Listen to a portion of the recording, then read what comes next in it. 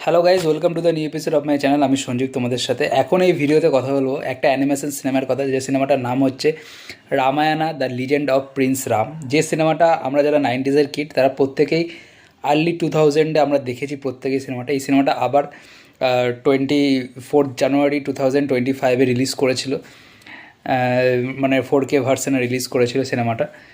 তার আগে ইন্ডিয়াতে খুব একটা বড়োভাবে কোনো দিনই সিনেমা রিলিজ হয়নি, তো ওই সিনেমাটা আবার 4K ভার্সনে রিলিজ হয় 2025-এর 24 জানুয়ারিতে। তো এই সিনেমাটা আমি আজকে দেখে এলাম। তো সিনেমাটা কেমন হলো সেই নিয়ে তোমাদের সঙ্গে আলোচনা করবো, এবং এই সিনেমাটার সঙ্গে জড়িত জড়িত একটা ভাস্ট হিস্ট্রি, ইন্ডিয়ান কালচার নিয়ে, সেটা তোমাদের সঙ্গে কথা বলবো। এবং ওই যে একটা প্রোপাগ্যান্ডা বলে কথা খুব ওঠে না, যে কোনো যখনই কোনো এমন সিনেমা আছে যেটা দুটো ধর্ম হাতে আঘাত লাগতে পারে, এরকম কোনো সিনেমা আছে, তো সেই বিষয়টা নিয়ে একটা চরম সত্যি কথা আজকে তোমাদের সঙ্গে শেয়ার করবো। তো ভিডিওটা হয়তো 10-12 মিনিটের হতে পারে, তো প্রত্যেকের কাছে রিকোয়েস্ট করবো এই ভিডিওটা অবশ্যই দেখো, কারণ এই ভিডিওটা দেখলে তোমাদের এই প্রোপাগ্যান্ডা বিষয়টাকে তোমরা অনেকটা ক্লিয়ার হতে পারো যে আসলে প্রোপাগ্যান্ডা জিনিসটা কী। তো সবার কাছে রিকোয়েস্ট, অবশ্যই ভিডিওটা দেখো। তো Ramayana the legend of Prince Ram এই সিনেমাটা এর আগে প্রথম তৈরি হয়েছিল এটা 1993-তে। ইয়েস, আজ থেকে প্রায় 30 বছর আগে কিন্তু এই সিনেমাটা তৈরি হয়েছে, অ্যানিমেশন সিনেমা। এবং আপনারা জানলে খুব অবাক হবেন, এই যে সিনেমাটা, এই সিনেমাটার রুট হচ্ছে ইন্ডিয়া নয়।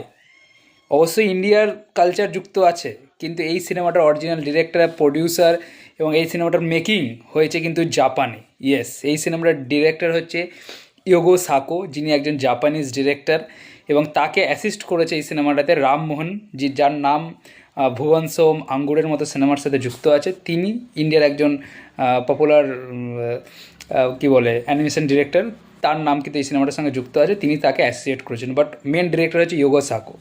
তো ইয়োগো সাকো কীভাবে এই সিনেমাটা বানালেন তারও একটা হিস্ট্রি আছে। 1983-তে তিনি রামায়ণের ওপরই একটা আপনার ওয়েব সিরিজ টাইপের বানাচ্ছিলেন। তখন জাপান ওই টাইপের জিনিসগুলো চলতো, মানে টেলিফিল্ম টাইপের। তো তো সেই সময় তিনি মানে এই জিনিসটা বানাচ্ছিলেন হচ্ছে রামমোহন কিন্তু, ঠিক আছে। তো সেই সময় কোনোভাবে ইয়োগো সাকো রামমোহনের সঙ্গে তার যোগাযোগ হয়, এবং তিনি রামায়ণের ব্যাপারে জানতে পারেন, এবং তারপরে তিনি রামায়ণের 10টা আলাদা আলাদা ভার্সন কিন্তু জাপানি ল্যাঙ্গুয়েজে ট্রান্সলেট করে পড়েন, এবং তিনি এই স্টোরিটা সম্পর্কে খুব আগ্রহী হন, মানে এই ভালো স্টোরিটা সম্বন্ধে। এবং তারপরে তিনি এই স্টোরিটাতে সিনেমা বানাতে চান, এবং তার সেই সময় তিনি একটা খুব ভালো ডিসিশন নিয়েছেন, যে তিনি ভেবেছিলেন যে কোনো স্পেশাল কোনো নায়ককে বা কোনো অ্যাক্টারকে নামানোর জন্য কারেক্ট কাজ না করে এটাকে একটা কী বলে আমরা অ্যানিমেশন হিসেবে দেখানো হবে। কারণ যেহেতু রাম একজন ভগবান, তাই তিনি চাননি যে কোনো অ্যাক্টার এটাতে কাজ করুক, যেটা তাই তাকে কার্টুন হিসেবে দেখাতে চেয়েছিল। বাট সেই সময় ইন্ডিয়া থেকে, সেই সময় যে ইন্ডিয়ান গভর্নমেন্ট ছিল, তারা কিন্তু এই সিনেমাটাকে তখন বানাতে দেয়নি। তার কারণ ছিল বিশ্ব হিন্দু পরিষদ এই সিনেমাটাকে সেই সময় বিরোধ করেছিল এই সিনেমাটার বিরুদ্ধে। কারণ তারা ভেবেছিল যে রাম হচ্ছে ভারতের কালচারাল হেরিটেজের একটা বড় অংশ, তাকে মর্যাদা পুরুষোত্তম বলা হয়, এবং তাকে নিয়ে কার্টুন হবে একটা জিনিস। কার্টুন মানে আমরা কি জানি যে একটা হাসির জিনিস হবে, বাচ্চারা দেখবে মজা করবে, এটাই। কিন্তু আসলে কিন্তু দেখুন, এই কার্টুন এমন একটা জিনিস, আজকে দেখুন টম অ্যান্ড জেরি আমেরিকান জিনিস, কিন্তু কিন্তু আমাদের ভারতে কি হিউজ পপুলার, ঠিক আছে।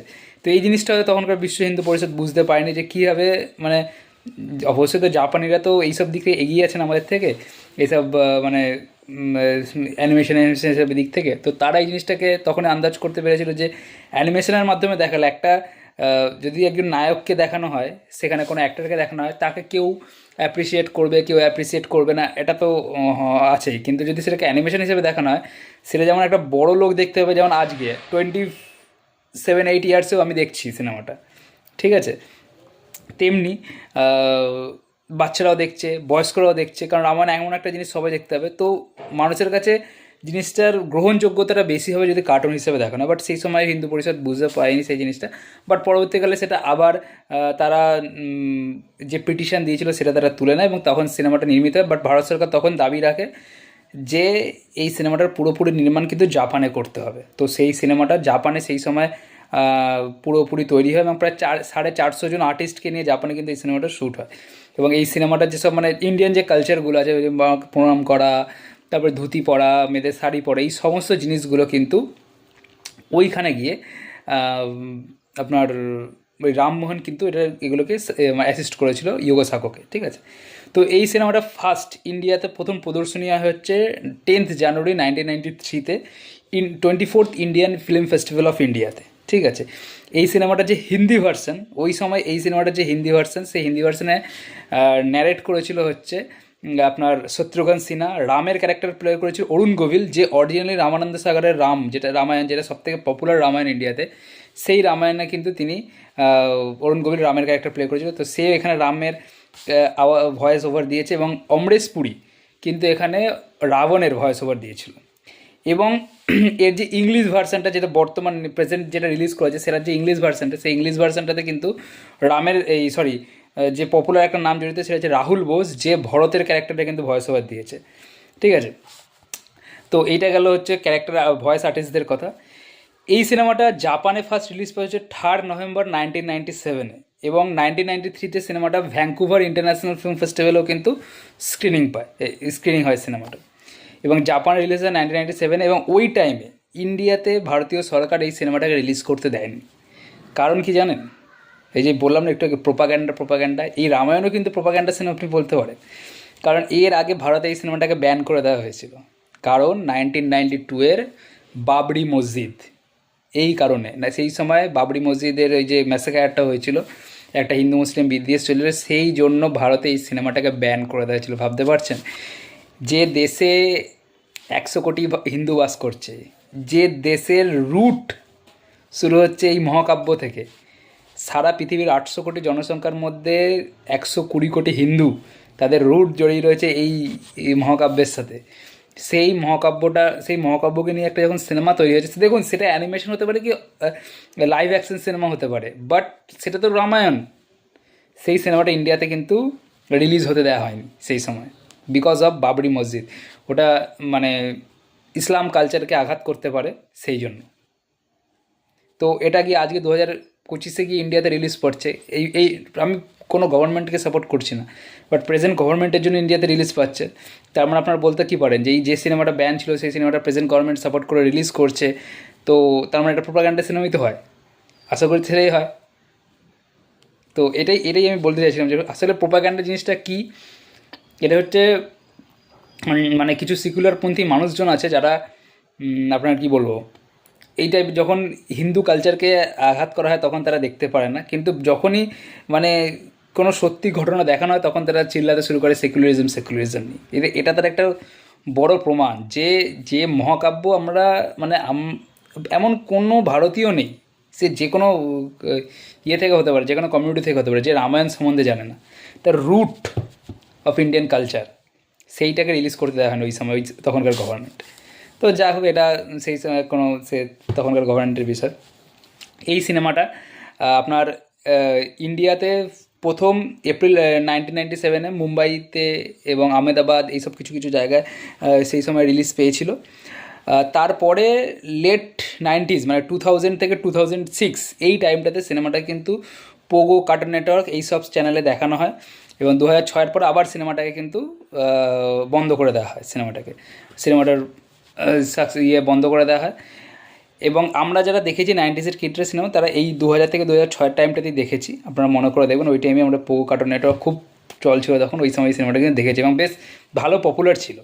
এবং আপনি আরও একটা জিনিস জানলে অবাক হবেন, এই সিনেমাটা যখন ইন্ডিয়াতে মানে এই যে বেস গল্পের সেই রুট সেখানে রিলিজ করে দেওয়া হয়নি, কিন্তু 2001 সালে সিনেমাটা ইউএসএতে রিলিজ করেছিল, এবং সিনেমাটার নাম ছিল নামটা একটু চেঞ্জ হয়েছিল, the Prince of light, the legend of the Ramayana, এই নামে কিন্তু রিলিজ হয়েছিল ইউএসএতে। এবং ইউএসএর একজন খুব পপুলার অ্যাক্টর ব্রায়ান ক্র্যাক্সটন এই সিনেমাতে রামের ক্যারেক্টারটার কিন্তু আপনার ভয়েস ওভার দিয়েছিল। এবং ওই সময় 2001 সালে ফার্স্ট একাডেমি অ্যাওয়ার্ডে কিন্তু অ্যানিমেশন ফিল্মকে ইন্ট্রোডিউস করা হয়, যে academy award for animation films, এবং ওইখানে 9টা বেস্ট অ্যানিমেশন ফিল্মের মধ্যে কিন্তু এই সিনেমাটা একটা ছিল। এবং এছাড়া 2001 সালে সান্টা ক্লারেটা অ্যানিমেশন ফিল্ম ফেস্টিভ্যালে এই সিনেমাটা স্ক্রিনিং হয়।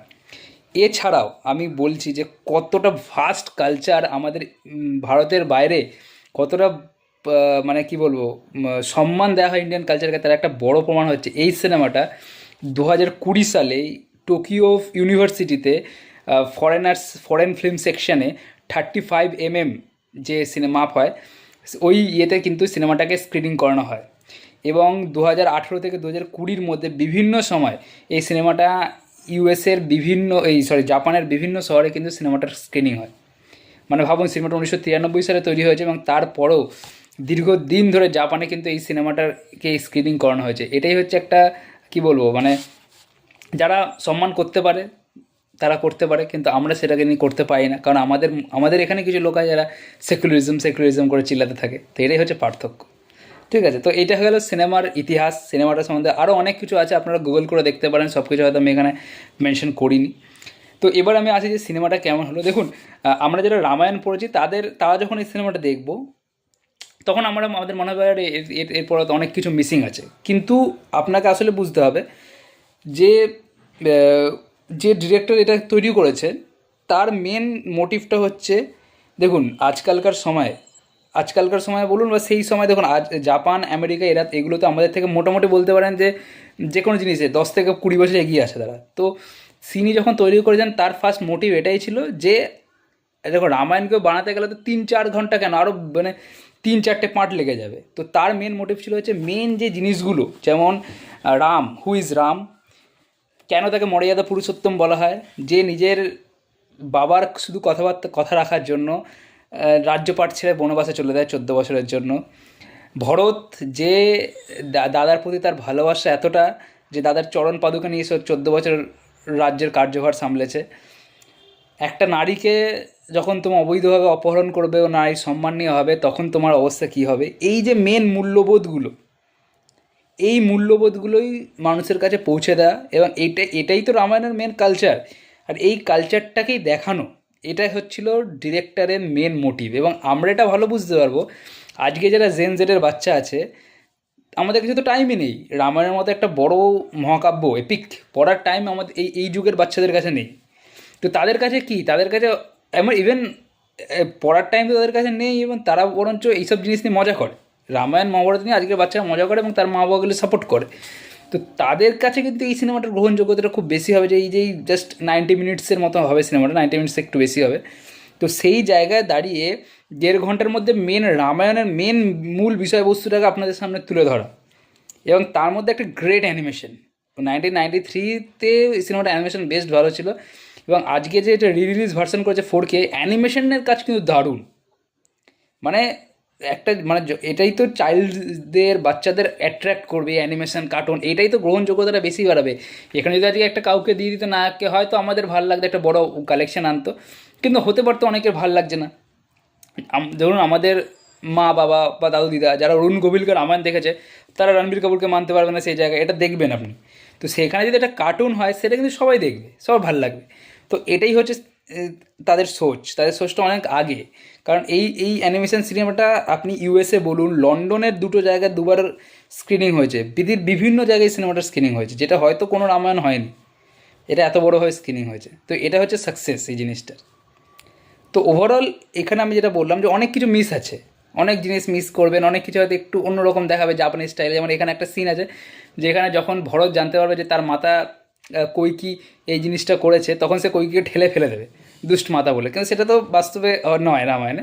সেটা ওদের মধ্যে একটুখানি অ্যাডাপ্ট করেছে জিনিসটাকে, ঠিক আছে। তারপরে এখানে একটা জিনিস দেখানো যে হনুমান যখন ওই সঞ্জীবনী বটেই খুঁজে পেলো দেখাবে সে একটা বড় ওর মধ্যে গেঁথে দিল প্রমাণ রাখার জন্য যে ওইখানে সঞ্জীবনী আছে, বড় গাছের গুড়ি। তো এইসব জিনিসগুলো কিছু কিছু জিনিস অ্যাডাপ্ট করে, তারপরে রাম যে তরোয়াল দিয়ে কুম্ভকর্ণের পা কেটে দিচ্ছে, এইসব টাইপের জিনিসগুলো অ্যাডাপ্ট করেছে। মানে একদম আসল রামায়ণের রাম কীভাবে কুম্ভকর্ণকে মেরেছে, কীভাবে রাবণকে মেরেছে, কীভাবে ইন্দ্রজিৎকে মেরেছে, ওই জিনিসগুলো কিন্তু এখানে এরা দেখেন, এগুলো নিজেদের মতো করে দেখিয়ে, যাতে ওয়ার্ল্ড অডিয়েন্স অ্যাকসেপ্ট করতে পারে, ঠিক আছে। কিন্তু মেন যে রামায়ণের যে মূল্যবোধ, যে জিনিসগুলো আমি বললাম, যে পিতার কথা রাখার জন্য কি করে, ভাইয়ের প্রতি ভালোবাসা, একটা নারীর অপমান হলে কি হতে পারে, ঠিক আছে, এই যে জিনিসগুলো, প্রভুর প্রতি ভক্তি, এই জিনিসগুলো যে মেন যে মূল্যবোধ, ঠিক আছে, সেই জিনিসগুলো যে মা এত বড় ষড়যন্ত্র করলো, কিন্তু সেই মায়ের প্রতি তার কোনো নেই, ঠিক আছে, বরঞ্চ সেই মা যে তার নিজের ছেলের জন্য যে করলো, সেই ছেলে আবার মাকে ভুল বুঝছে, যে কেন মাকে বোঝাচ্ছে যে কেন সে করলো এই অন্যায়টা, ঠিক আছে, তার কোনো অসুবিধা ছিল না আজকে যে তার দাদা যদি রাজা হতো।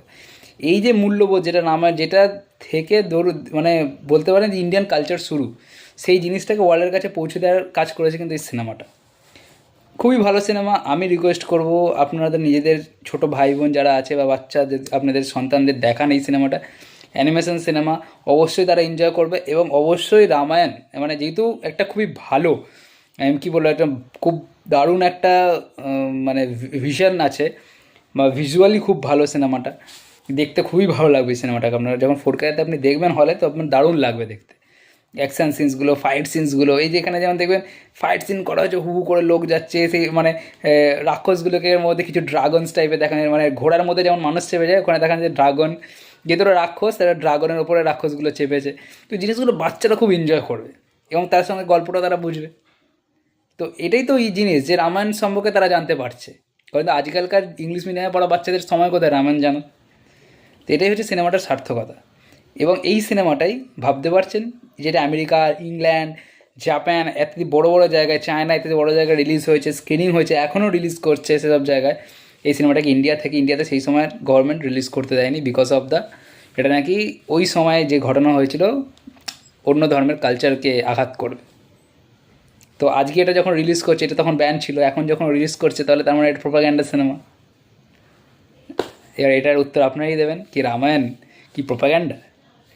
আমার কিছু বলার নেই। তো আপনারা কারা কারা এই অ্যানিমেশন সিরিজটা দেখেছেন বলতে পারেন। ভালো লেগে থাকলে অবশ্যই নিজের ছেলে মেয়ে বা যারা আছে তাদের বলুন যে গিয়ে দেখতে, অবশ্যই ভালো লাগবে। আমার ভারতের কালচার, ভারতের রুট কালচার, ভারতের এপিক সম্বন্ধে আপনি জানতে পারবেন।